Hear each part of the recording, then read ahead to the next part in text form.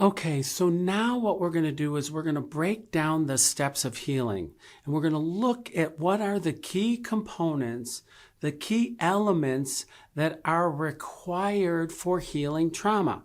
Now, different people will have different views and perspectives on what's required for healing. And so you're going to hear some of my views and my perspectives. This is not the way, folks. This is a way, and I'm going to give you some specifics around different modalities, but we're also going to look at IFS more specifically, and then healing in general. Because as I am in the phase of my life, in the phase of my career where I'm moving out of the therapy office and into the general public, I want to think about what's required for healing.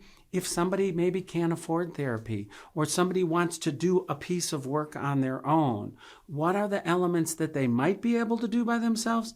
What are the elements that are dangerous and they shouldn't do by themselves? So, and there's a lot of people that are coaches that are doing trauma healing work. Some of them are doing really good, thoughtful work.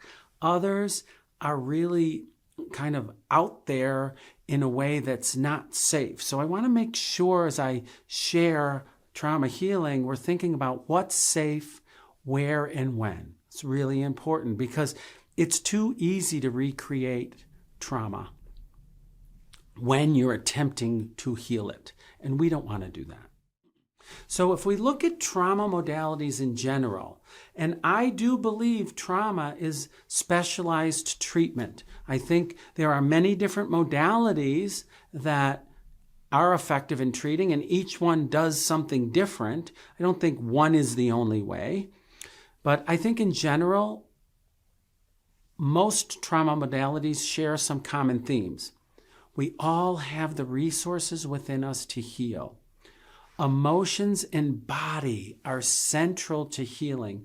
So much trauma is stored in our emotional reactions.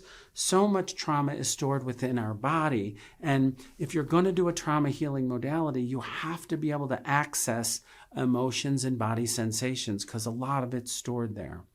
Connection and relationship are vital in any trauma modality. Now, from the IFS perspective, we're talking about self to part relationship, and we can also talk about client to therapist relationship or client to partner relationship. So connection and relationship is key to healing. And there are different views and perspectives on this. For example, AEDP, accelerated experiential dynamic processing, really is an attachment-focused therapy, really focuses on the therapeutic relationship, right?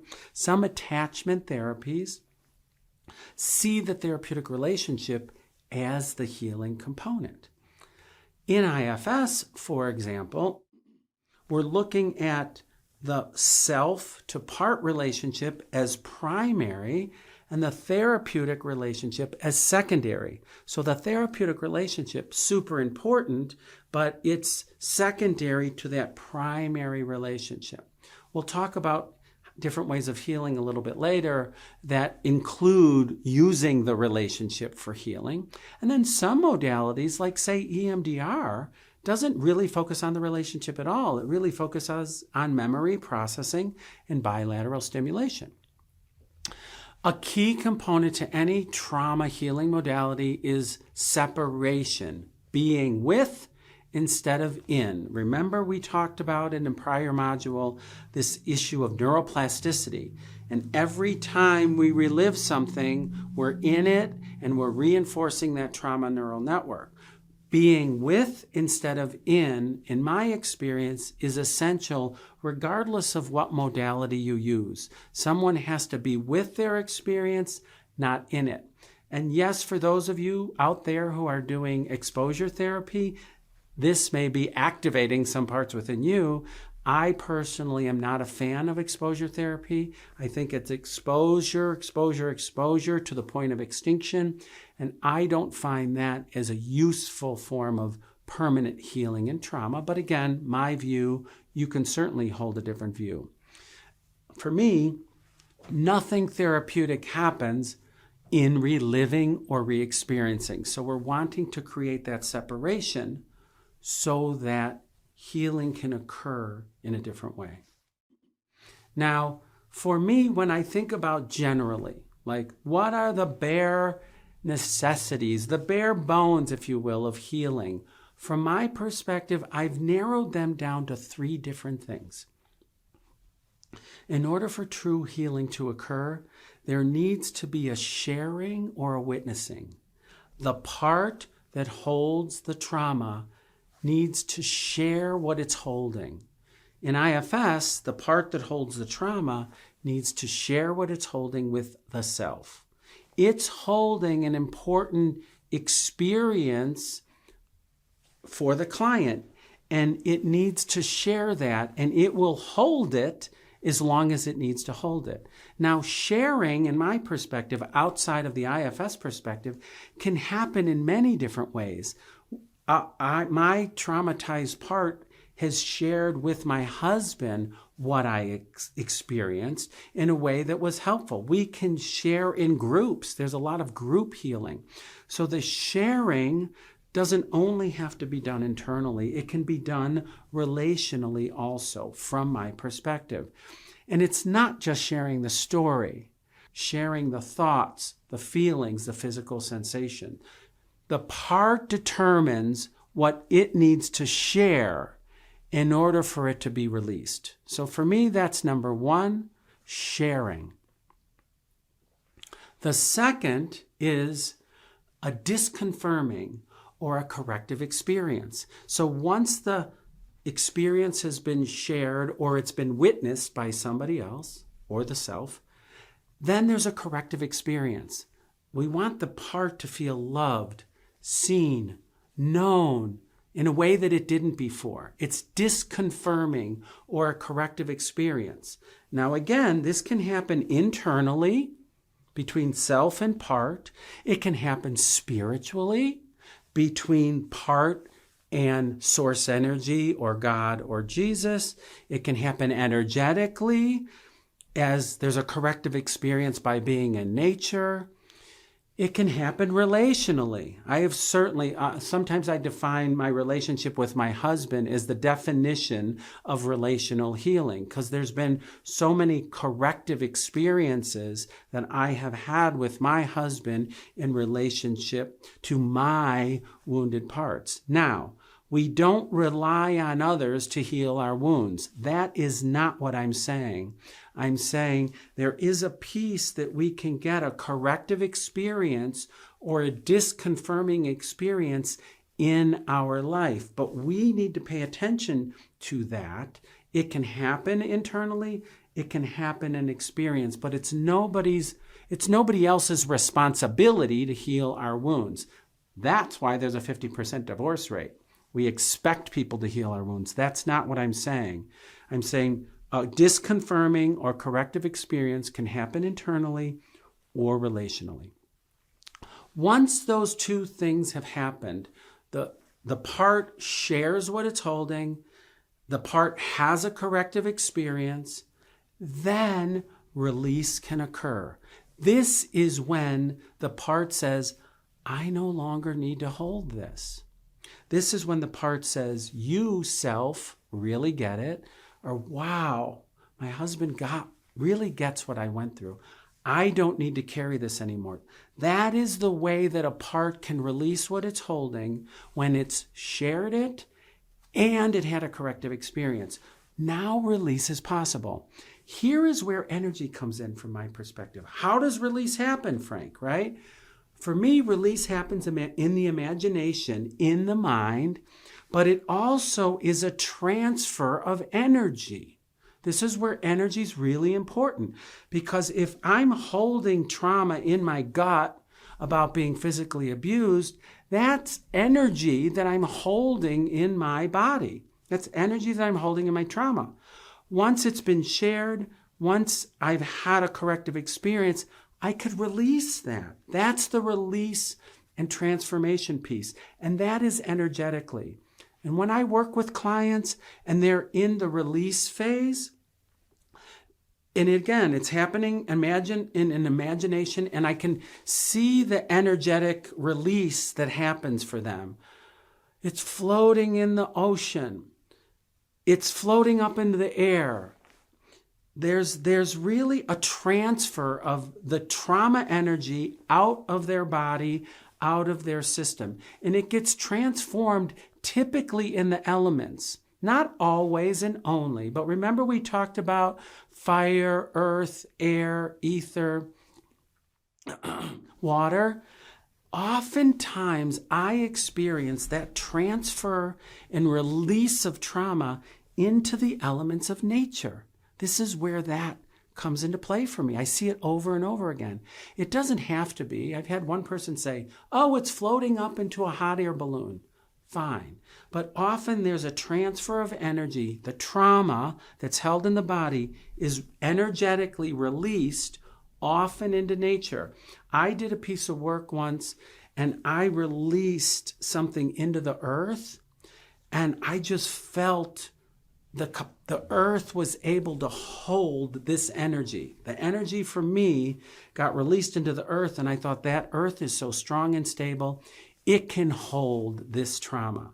So that's what happened for me. So these three components, from my perspective, are key in helping people let go and release from their trauma. Different modalities do it differently. Sensory motor psychotherapy, somatic experiencing. They focus on body sensations. EMDR focuses on memory processing, bilateral stimulation, right?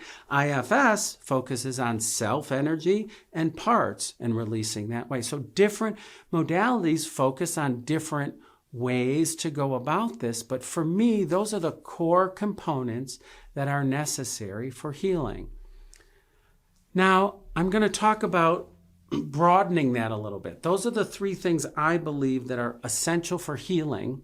But if we look at the whole thing, we want to, what I call the arc of healing trauma. We want to create safety, and this is IFS informed. We want to create safety and establish boundaries. Everybody with a trauma history has had some form of boundary violated. So we need to recreate and establish safety and safe boundaries. We want to help people identify and be mindful of their protective parts. We want to embrace all those symptoms, all the stuff that causes trouble, all those protective parts that people want to get rid of. We want to embrace the positive intention of all parts. And then we want to help people access compassion and internal wisdom. Self-energy, so much of what we've been talking about in this course. How do people access that healing capacity, that love, that internal wisdom within themselves? Everybody has it.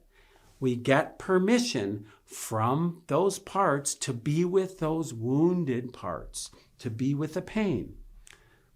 Then we allow that wounded part to share or witness what it's holding.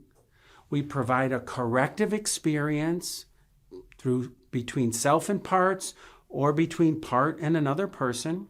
We help them let go and release what they're carrying, transformation, and then we help the system realign internally and externally. What I will tell you is every time I've released trauma that I've held, there's this reorientation that happens internally within my system. We're going to talk about the science about this in a little bit. And there's a reorientation of me in the world. I'm no longer triggered. I'm no longer carrying the trauma. So I'm different in relationship. And that takes people an adjustment. People are a little bit like, wow, I'm not acting like I used to act. I'm not responding the way I used to respond, because the trauma is no longer held within their system and it no longer gets triggered or activated. So they're different in the way that they interact in the world. Now, for those of you who know IFS or want to learn a little bit more about IFS, these are the steps of unburdening from the IFS perspective. Witnessing, have the part share with the self everything it's holding. The do-over, have the self go into the scene, into that time and space of the trauma, and give the part what it needed and wanted and never got, the corrective experience. Then, retrieval. Take the part out of the past and bring it somewhere safe in the present day. So it leaves the past in the imagination, goes into the present day. Then it releases all the thoughts, feelings, and physical sensations out of its body. And then IFS invites the part, allows the part to take in any new qualities it needs in order to move forward. Often those are qualities of self-energy, like confidence, feeling good about myself, laughter. Last is IFS brings in protective parts to take a look at the healed part now. Look at this new part. Look at the way it is. It no longer carries the trauma. And it suggests to protective parts that they could let go of their job. You no longer have to do this job of drinking or eating or yelling because you don't have to protect this wound anymore. So those are the steps of IFS that show the way they do the healing process. So no matter what modality you're using, there are some commonalities, key components to what I consider is necessary for healing, and I showed you specifically the IFS steps. So we're going to move on now, and we're going to look at some of the neuroscience behind this and to see what's really happening in the body and the brain from a neuroscience perspective around healing trauma.